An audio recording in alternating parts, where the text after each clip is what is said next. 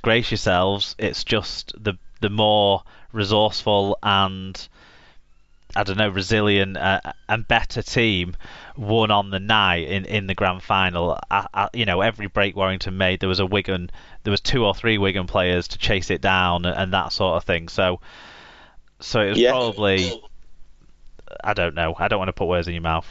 No. I agree. I mean, I obviously saw you on grand final day at the women's final, and I didn't think.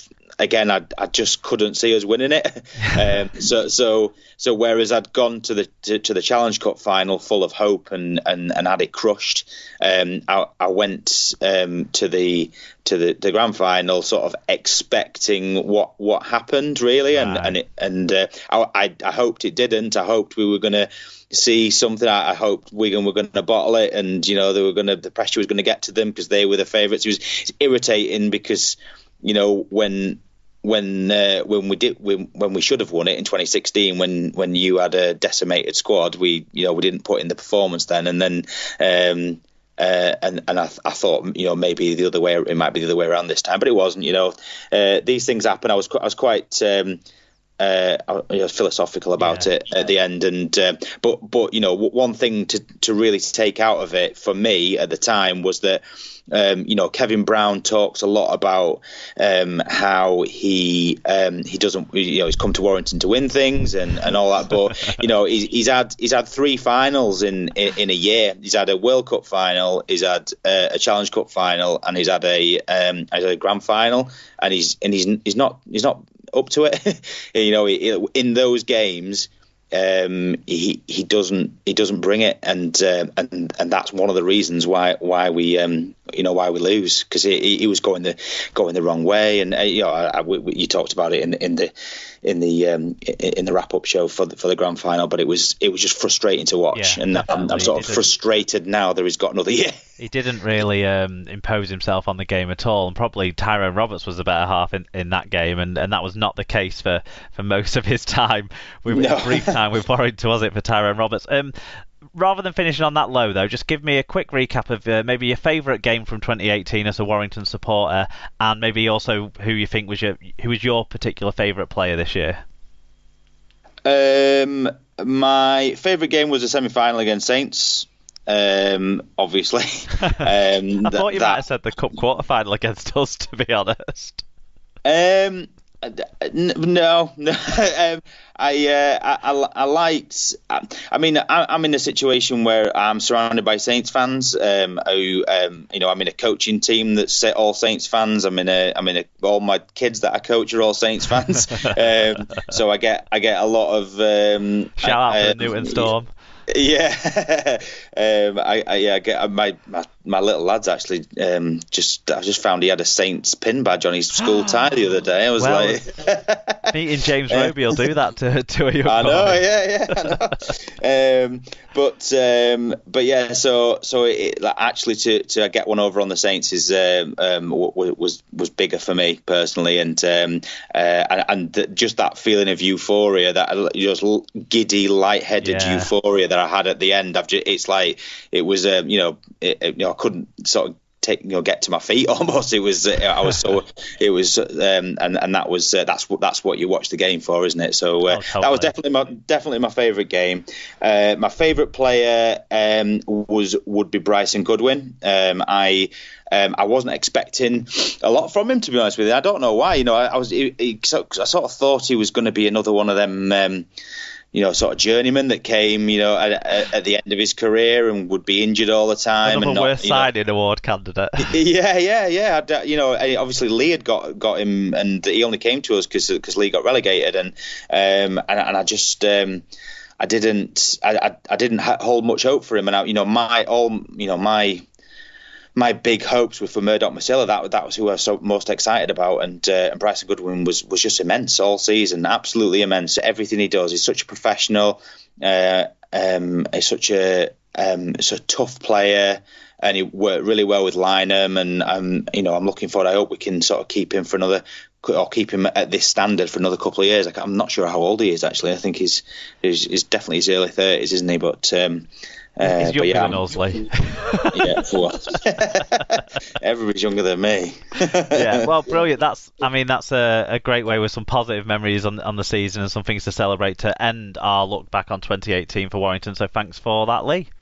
Thank you very much.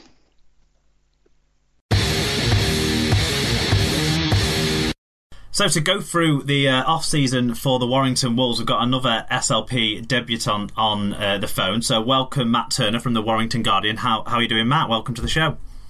Thanks a lot, mate. Doing all right. Thanks for having me on for my debut. No, it's great, and I'm sure you can give us some great insight on what's going on right now at the Warrington Wolves, given that you cover them in so much depth for the Warrington Guardian. So we're going to start by just running through some of the player changes in the squad. So the outs are Tyrone Roberts, George King, Dom Crosby, Ben Pomeroy, Mitch Brown, Bodine Thompson, and is it Tyler Prell? No one cares. We never saw him play. Yeah, Taylor Prell, the elusive Taylor Prell. The people who've come in here are the more important ones to talk about here is Blake Austin, Jason Clark, Matt Davies, Lama Tassi, Danny Walker, and Jake Mamo. That's quite a six incoming players. So I know that you've had a chance to catch up with some of the new players that have come in. How are the new signings settling into Warrington, Matt? Yeah, they seem to be settling in really well. As you say, I've had a chance to catch up with a couple of them. I think the key thing for one thing a lot of Warrington fans will be quite happy with is that all six of them were all in on day one of pre-season. I mean, I know it seems pretty trivial, but I think last year a lot of the new signings arrived in dribs and drabs. I know Tyrone Roberts didn't get there till late, and when he did arrive, he was injured. Ben Murdoch-Masilla didn't arrive until a couple of weeks before the season started. So to have all six of them in, on day one and have a full pre-season behind them is. I don't think the importance of that can be underestimated, really. Yeah, definitely. So the ones that the people will want to know about the most, I think, will be Blake Austin and Jason Clark. So, in particular, what have you heard about those guys? What have you? I think you've spoken to Blake Austin. How's he finding life in Warrington? Yeah, I mean, I got the chance to sit down with Blake last week, and I think, he certainly taught us a good game. He talks about wanting to leave his mark on Super League and wanting to be a household name in Warrington. So he's certainly making all the right noises, and just from speaking to him, you can tell he actually wants to be here. Which again, it sounds trivial, but I think when you consider Tyrone Roberts last year, I'm obviously not questioning his commitment to the team, but I think you could tell something wasn't quite right from quite early on. But I think it's pretty widely known.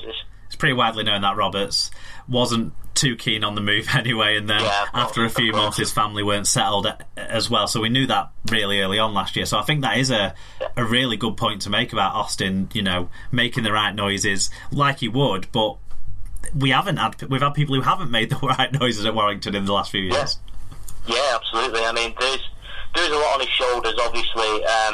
And I think he understands that. I think he's the man that they've identified to bring that X factor to the Hearts that you could tell they were badly missing last year. They just needed someone to provide a bit of spark, a bit of off the cuff, something a bit off the cuff that they've not really had since Chris Sandow left a couple of years ago, and someone who will show up in the clutch plays as they're called now. They fell quite short in that regard last year. They lost a lot of games, to late drop goals. Yeah. They didn't manage games particularly well, so they're hoping, Austin will sort of show up in that respect, and that's certainly what's been brought in to do. And what are the club thinking they're getting in Jason Clark, a popular player at the Rabbitohs and a player with a lot of experience now? Yeah, absolutely. I mean, I read something that Sam Burgess said, listing Jason Clark as one of the best teammates he's ever had. Yeah. Praise doesn't really get much higher than that, does it? I mean, you can tell he's a team player. I got invited down to watch training a couple of weeks ago, and they were just in a couple of warm-up drills. Jason was sort of pushing and pulling a few of the younger players around, saying, "This is good, but do this, do that," and almost coaching them in a way. And you can tell he's going to be a real leader in there. I'd expect him to sort of play in the loose forward back row position that Ben Westwood occupied last year. Obviously, I'm sure Benny will have something to say about that, but I think that's probably why he's been brought in. And from what I've seen of him, he seems like a player who just does the little things well, the 1%ers, as some people call them. And I think he might be someone who you don't often notice, but when you look closer at the game, his work for the team might be a bit underestimated. A lot like Jack Hughes who plays on the right edge, obviously, and a lot probably like Mike Cooper, who probably didn't get the praise he deserved for how well he played last year as well. So the big business was done early by Warrington. Do you think the recruitment's over for Wire? Is there any strong rumours about anyone else they might bring in? Do they have space to bring anyone else in? Yeah, I mean, Steve Price has said, there's probably room for one more signing, but as of, I spoke to Price last week, and he was still undecided as to whether he'd use it. I mean, rumours persist about a move for another half-back. I mean, I know a lot of Warrington fans would like a more sort of organisational scrum half to partner Blake Austin, and there were pretty loud whispers about a move for Josh Drinkwater, and I can sort of see why people would want him in, because obviously he's that sort of organisational scrum half with a great kicking game and a potent goal kicker as well. But, which is important at Warrington after they used so many goal kickers last year. Yeah, absolutely. I mean, they've got a lot of solid ones who'll kick at sort of 70%, but no one will kick over sort of 80-85% of goals. Since obviously Tyrone Roberts has gone, but Steve Price insists, Kevin Brown's his man, and he'll be Blake Austin's halfback partner. There might be a couple of outs. Morgan Smith, the young halfback hooker. Yeah. Okay, I was strongly linked with him, but I think the trail seems to have gone cold on that one. But from what I understand, Warrington are open to moving him on if the right buyer can be found. And there were whispers of Matt Davis, one of the new lads, being loaned back out to London. But I think all the indications are that Warrington want him as part of the first team squad next year, so I don't think that'll be happening. So if I was to stick my neck out, I think they might be just about done in terms of recruitment. So Matt Davies, and talking about him potentially going back on loan to London, kind of connected a few dots in my head to leap to another conclusion, really. But what do we know on the injury front, and in particular Ben Curry, who occupies that same sort of back row position that Matt Davis, I guess, will be expected to play in? Is there any doubts about Ben Curry being able to start the season? He's had a huge injury. 2 years, and 2 of the last years he's missed a lot of game time. So where's Ben Curry at? Well, he's back in training.